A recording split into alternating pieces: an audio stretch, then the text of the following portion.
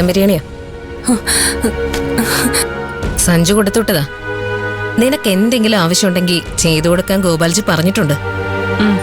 ഇപ്പൊ ഒന്നും വേണ്ട, പോക്കോ. ഓ, ഇതിനൊക്കെ ഉരുട്ടി കൊല്ലണം.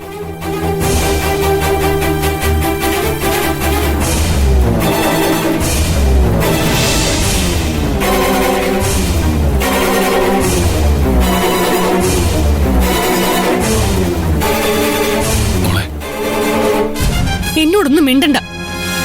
എല്ലാരും കൂടി കള്ളക്കേസിൽ കുടുക്കി എന്നെ ഇതിനകത്ത് എത്തിച്ചില്ലേ? ഇനി വെറുതെ വിഷമമുള്ളതുപോലെ അഭിനയിക്കണ്ട. ഞാൻ എന്ത് ചെയ്തു നീ പറയുന്നേ? ഗിരിയേട്ടനും കൂടി അറിഞ്ഞുകൊണ്ട് തന്നെയല്ലേ മഞ്ജു എന്നെ കള്ളക്കേസിൽ കുടുക്കിയത്? എനിക്കിതിനെ കുറിച്ച് ഒന്നും അറിയില്ല. ഗോപാൽജി പറഞ്ഞപ്പോഴാ അറസ്റ്റിലായ വിവരം ഞാൻ അറിഞ്ഞത്. ശരി, ഇപ്പൊ എല്ലാം അറിഞ്ഞല്ലോ. ഇനി എന്ത് ചെയ്യാനാ ഗിരിയേട്ടന്റെ പരിപാടി? നിന്നെ എങ്ങനെയെങ്കിലും പുറത്തിറക്കണം.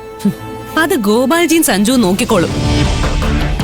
മഞ്ജുവിന്റെ കാര്യത്തില് ഗിരിയേട്ടന്റെ തീരുമാനം എന്താണെന്നാ ഞാൻ ചോദിച്ചത്. ഞാൻ എന്ത് തീരുമാനം എടുക്കാനാ? അവളെ ഗിരിയേട്ടനാ വീട്ടിൽ നിന്ന് ചവിട്ടി പുറത്താക്കണം, എന്നിട്ട് ഡിവോഴ്സ് ചെയ്യണം. ഡിവോഴ്സോ? അതെ, മഞ്ജുവിനെ ഗിരിയേട്ടനെ ഒഴിവാക്കിയാൽ മാത്രമേ അവൾ ഒരു പാഠം പഠിക്കുകയുള്ളൂ. അവളിപ്പോ പ്രഗ്നന്റ് ആയതുകൊണ്ട് ഗിരിയേട്ടന്റെ പിന്തുണയില്ലാതെ മുമ്പോട്ട് പോകാൻ അവൾക്ക് പറ്റില്ല. അതുകൊണ്ട് ഗിരിയേട്ടൻ ഡിവോഴ്സ് ചെയ്യുമെന്ന് പറഞ്ഞ അവള് മുട്ടുകാലിൽ ഇഴഞ്ഞു വന്ന് ഇവിടെ വന്ന് എന്നോട് മാപ്പ് പറയും. പിന്നെ എന്റെ കാറിൽ മയക്കുമരുന്ന് വെച്ചത് അവളാണെന്ന് അവള് കുറ്റസമ്മതം നടത്തിക്കോളും. എന്നെ രക്ഷിക്കാൻ ഗിരിയേട്ടൻ ഇത്ര മാത്രം ചെയ്താ മതി. നീ എന്തൊക്കെ മണ്ടത്തരമായി പറയുന്നത്? അതൊന്നും നടക്കാൻ പോകുന്നില്ല. അവളുടെ ഭാഗത്തുനിന്ന് ഇത്രയും വലിയൊരു തെറ്റ് സംഭവിച്ചിട്ടും ഗിരിയേട്ടൻ അത് ക്ഷമിക്കാൻ പോവാണോ? അല്ല, ഞങ്ങൾ തമ്മിൽ ഇതിനെക്കുറിച്ചൊരു സംസാരം നടക്കും. പക്ഷേ എനിക്ക് അവളോട് കൂടുതലൊന്നും പറയാൻ പറ്റില്ല. കാരണം നീ അതുപോലെ മഞ്ജുവിനെ മഹിമയും ദ്രോഹിച്ചിട്ടുണ്ട്.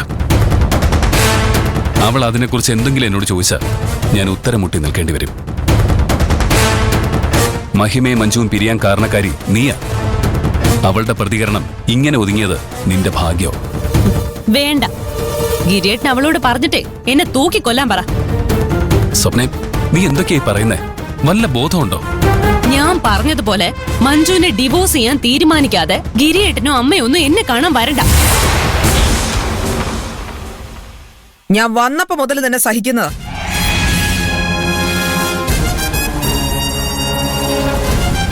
താനാ ലാത്തി എടുത്തോണ്ട് വന്നേ. ഇവളുടെ അസുഖം ഞാൻ മാറ്റി കൊടുക്കാം. Yes madam. Please madam. ഇവള് പെട്ടെന്ന് അറസ്റ്റിലായതിന്റെ ഷോക്കിൽ പറഞ്ഞതാ. ഇത് ഷോക്കൊന്നുമല്ല, നല്ല തല്ല് കിട്ടാത്തതിന്റെ കുറവാ. ആ കുറവ് തീർത്തിട്ട് ഇവളെ ഇവിടുന്ന് ഞാൻ കോടതിയിലേക്ക് കൊണ്ടുപോകുള്ളൂ. മാഡം, മൂന്നാം മുറ പ്രയോഗമൊന്നും വേണ്ട. കോടതിയിൽ പ്രശ്നമാവും. ഓ, എന്താ ഗോപാൽജി പണിക്ക് വെച്ച പോലീസുകാരി ഒന്നും മിണ്ടാത്തെന്ന് ഞാൻ വിചാരിച്ചതേ ഉള്ളൂ. ഇനി നീ പറഞ്ഞ കേട്ടില്ലെന്ന് വേണ്ട. ദേ, മിണ്ടാതെ അവിടെ മൂലക്കിരുന്നോളണം. ഇനിയൊരു സംസാരം ഉണ്ടാവരുത്. ഇവള് പറയുന്ന മണ്ടത്തരം കേട്ട് വീട്ടിൽ ചെന്ന് മഞ്ജുവായിട്ട് പ്രശ്നമൊന്നും ഉണ്ടാക്കാൻ നിൽക്കരുത്. അവൾക്ക് ചോദിക്കാനും പറയാനും ആരും ഇല്ലാന്ന് കരുതരുത്. അവൾ ഇപ്പോഴും ഞങ്ങളിൽ ഒരാളാണ്. മാഡം ഇങ്ങനെ പറഞ്ഞതിൽ ഒരുപാട് സന്തോഷമുണ്ട്. സ്വപ്ന പറയുന്നത് കേട്ട് പ്രതികരിക്കാതിരിക്കാൻ മാത്രം മണ്ടനാണോ ഞാൻ?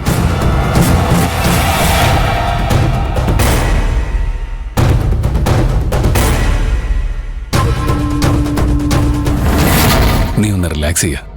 നിന്നെ പുറത്തിറക്കാനുള്ള വഴി ഞാൻ നോക്കട്ടെ. ഗിരിയേട്ടൻ വെറുതെ നീ വെറുതെ ഒച്ചയൊന്നും വെക്കണ്ട.